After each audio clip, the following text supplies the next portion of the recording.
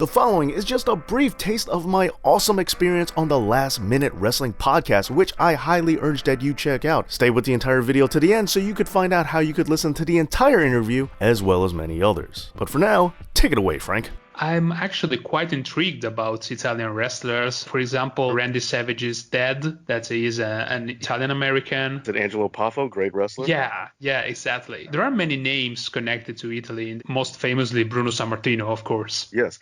And I think one of the biggest keys that we've had with Bruno, a lot of people, younger people, don't realize how important he was to the foundation of WWF. And also, in terms of being an international superstar. Now, of course, the great Andre the Giant, big international superstar. Yeah. But Bruno, too. Bruno cross cultures. Bruno was known, around the world. He was a really big star, especially even before WWF in the NWA, which a lot of people also kind of forget about his time there when he was a young up-and-comer. But still, like, Bruno has had a great legacy, and he was a major part of making the World Wrestling Federation actually a World Wrestling Federation, Yeah, exactly.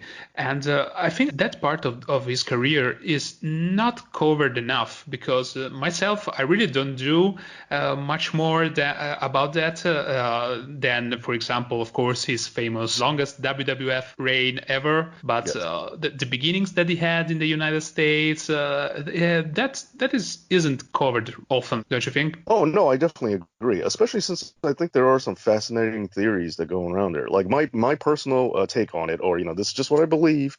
Yeah. But the way for these, if you're a wrestling historian, if you follow a lot of the history of wrestling, especially WWF, you know that the company started because Vince McMahon Sr. and Toots Mondt decided that they believed Buddy Rogers, the original Nature Boy, Buddy Rogers, NWA had him as their world champion, but they decided to take the belt off of him because they were looking to go in a different direction. So what would become WWF, Capital Wrestling Corporation, split off and made Buddy Rogers their first champion. However, he was only champion for a month. The first WWWF, as it was known back then, world champion, only had the belt for a month, and he lost it to Bruno Sammartino.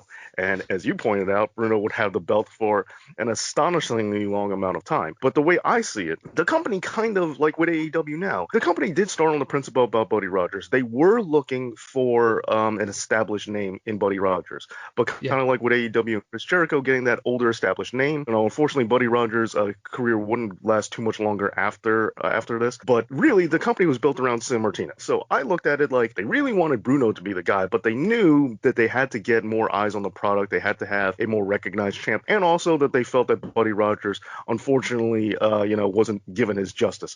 So, yes, Buddy Rogers, of course, is the guy that they had, but I think Bruno was always meant to be the guy. Bruno was the first passing of the torch in WWF. Bruno was the first guy to be the face of the next generation. Bruno was the young up-and-comer. I know it's weird to think about Bruno being a young up, but that's exactly what it was. So, in my opinion, I think Bruno was always somebody that, including Buddy Rogers himself, had their eye on as being the future of the company. Yeah, and he was like super young when he won the championship. And as probably I learned through your videos, through your channel, at the beginning, the WWF really tried to push Italians or with Pedro Morales, Hispanic people, because they wanted to, they had a greater appeal with the ethnic minorities in the United States, because at the time, like the newspapers, the more established newspaper really snubbed wrestling. And the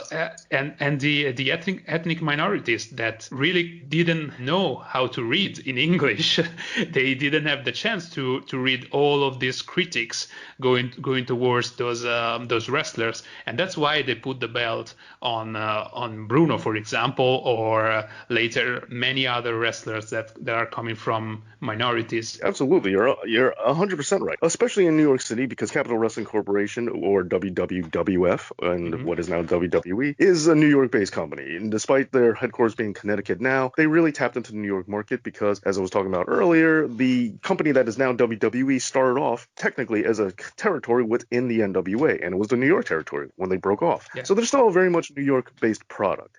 And in that time period especially, the Italian immigration community in New York City was huge. They're an essential backbone of New York City. There's no denying that. Anybody from I'm from New York myself. The Italian American community is a major part of New York City. It always has been, always will be. But also, what I also think was important was that it gave a lot of Italian Americans a source of identity. I don't know if you have any experience around the world in America, and I understand Italian American cuisine is very different from Italian cuisine, not the same.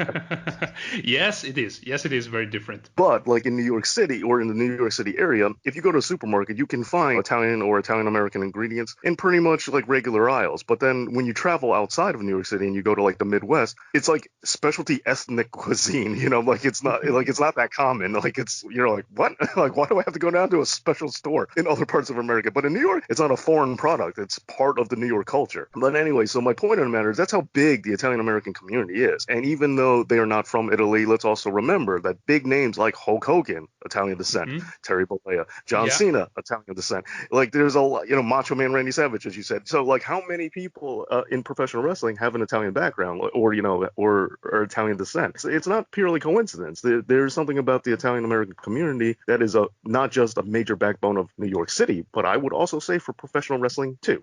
Ciao, this is Frank Mandolini from the Last Minute Wrestling Podcast. If you've enjoyed this clip of the chat I had with Dave and want to hear the full interview, search the Last Minute Wrestling Podcast on all of the main pod platforms.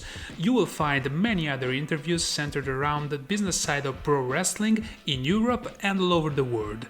Don't hesitate to get in touch with me on Twitter at LMW Podcast and subscribe to the channel to get new content every week.